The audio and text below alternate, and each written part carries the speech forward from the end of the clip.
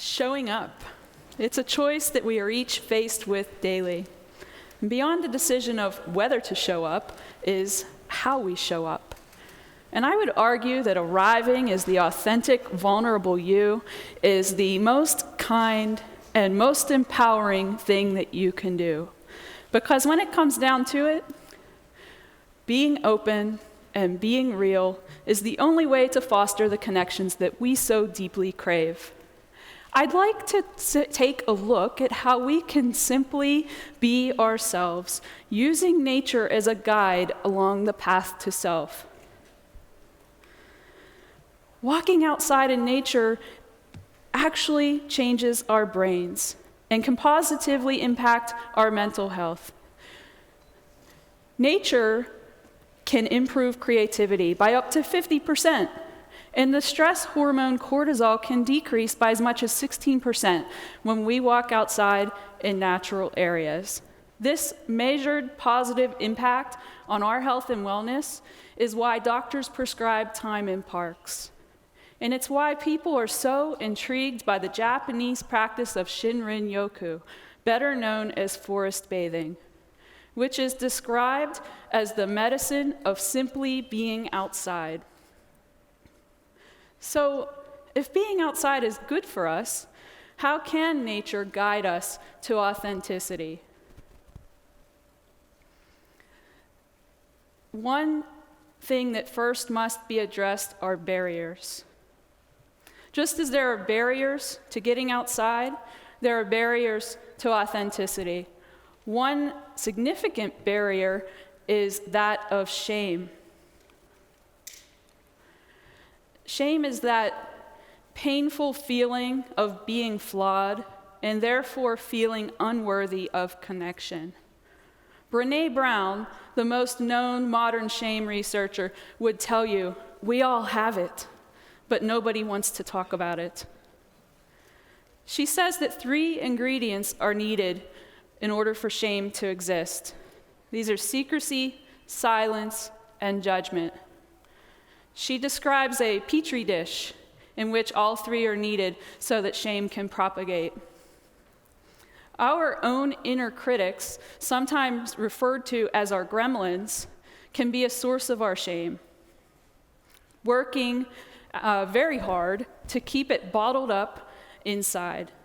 If you've seen the 1984 movie Gremlins, you may remember that 2 of the rules of keeping them in check are to never expose it to bright light and never ever feed it after midnight. Couldn't we say the same about shame and our disempowering beliefs?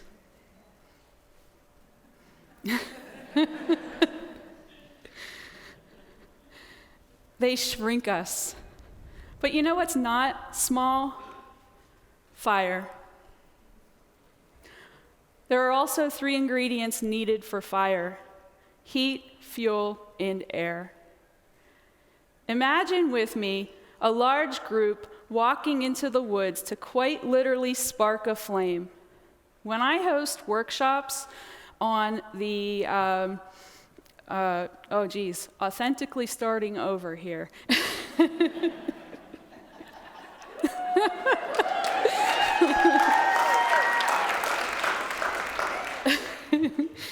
Thank you.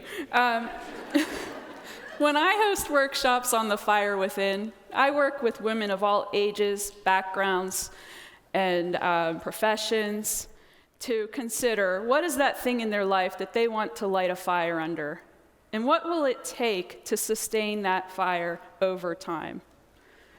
All the while, we're building our fire skills.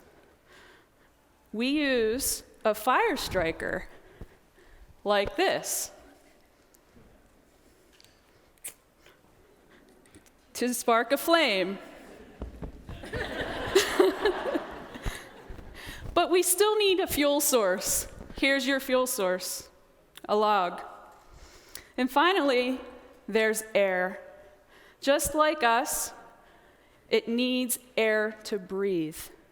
And with that breathing room, a fire takes up its own space, reaching toward the sky and providing us with heat, light, and connection.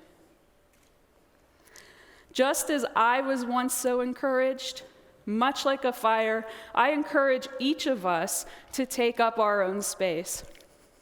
How do we take up that space in a way that is true to ourselves? I recently read this rather provocative statement: "Keep your best self out of my gathering." The author's point being that the polished, successful you doesn't foster connections. In fact, that version of you may be intimidating, possibly even boring. But tell me, when was the last time that you left your best self out of a room and simply were real?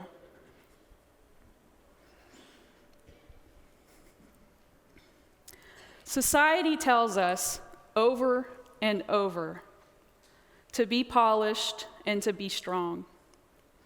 But to be authentic is not necessarily to be strong or a positive spark of energy wherever we may go. It's being willing to cry and to flounder, or to be joyful, and to just leave room for whatever it is that we're bringing in with us that day. The first time that I remember putting on a strong face is the night my mother died as the result of a car accident. I can still picture my 10-year-old self sitting on my grandma's brown living room couch, sandwiched between relatives, and I wouldn't let myself cry. And I ended up with the most massive headache as a result. Being strong doesn't always serve us. If we fail to allow for the range of emotions, our issues can even manifest physically, just as they did for me that night. My request of you tonight is to drop the shame and to drop the facade, which is quite possibly just a cover for the shame, and to just be you. It's simple, really, although harder, easier said than done. But when you show up and be real, I'm compelled to do the same. It becomes a gift that we give to each other. This photo is of a happier time on that brown couch. If you're searching for me, brown hair and laughing, I share it because I experience immense joy when I see this photo. We change so much over the course of our lifetimes, but I see the soul of me in this image, fully in the moment, living unfiltered. Now imagine that you are out for a hike and you happen upon a lake with beautiful, crystal clear water, and you're hot. Do you worry about whether or not swimming is permitted? Or if your clothes might get wet? Or do you embrace your 10-year-old self? Accept nature's invitation and jump in. The late Pittsburgh rapper Mac Miller sang, "You gotta jump in to swim." The truth is, a lot of the time, we're all just dipping our toes in the water. But let's change that right now. Let's make room for each other to show up, to jump in, to spark a flame, and to feel big. Because it's in this most honest and fullest expression of self that the deepest connections are possible. Thank you.